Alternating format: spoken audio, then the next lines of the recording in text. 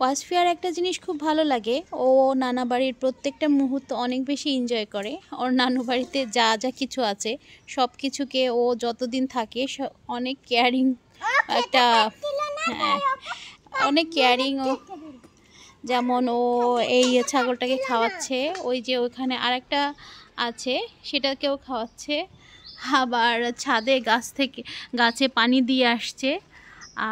ছাদে বেশ একটু মানে সন্ধ্যার সময় হলেও অনেক গরম, যার কারণে আমরা আসলে ছাদ থেকে নেমে ওঠানে একটু ঘোরাঘুরি করছি।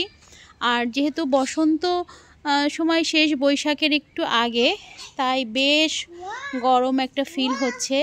আর এই গরমের কারণে আসলে আশপাশের গাছপালার পাতাগুলোও পড়ছে, আর গাছপালার পাতা পড়ার কারণে দেখতেই পাচ্ছেন উঠানে আসলে বেশ একটু ময়লা জমেছে। ওয়াসফিয়া কিন্তু এইসব বিষয়ে কোনো আপত্তি নেই, ও প্রতি মুহূর্তেই অনেক বেশি এনজয় করে, অনেক বেশি হ্যাপি থাকে এই সব কিছু নিয়ে। আর এখানে আপনাদেরকে নতুন একটা জিনিস দেখি, যে এই যে দেখতে পাচ্ছেন আমাদের একটা খাসি, যে খাসিতে আসলে মানে চিকেন গুলা মানে মুরগিগুলা ওর গা থেকে মশা খাচ্ছে। একেই বলে আসলে একেও না। মাম্মাম তোমার জুতা ভিজে গেলে কিন্তু তুমি আর পারবে না। হ্যাঁ পানি আসছে, কিন্তু তোমার জুতা ভিজে গেলে ওটা শুকাতে চায় না শোনো। তো ওই মশাগুলা খাচ্ছিল, তো যতবারই হচ্ছে এর, জি বলেন, যতবারই মশাগুলো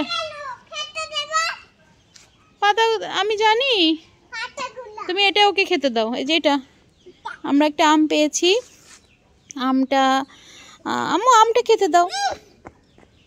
কি এটা আম খেতে দাও, ও আম কি খায় দেখো তো খায় কিনা, ওর তো মুখ টক হয়ে যাবে।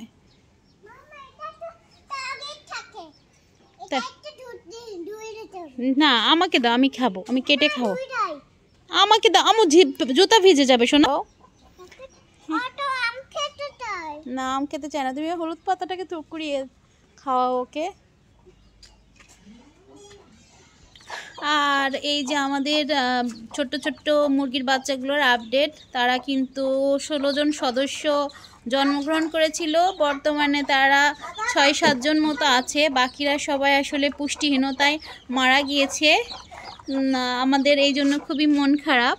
ওয়াসফিয়া যদিও এখনও বোঝা শেখেনি, যদি বুঝতে শিখতো তাহলে কিন্তু ভীষণ কান্না করতো।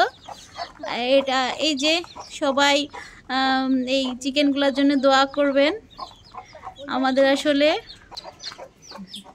আমি যে এই লাইটটা দিয়ে দিও তো,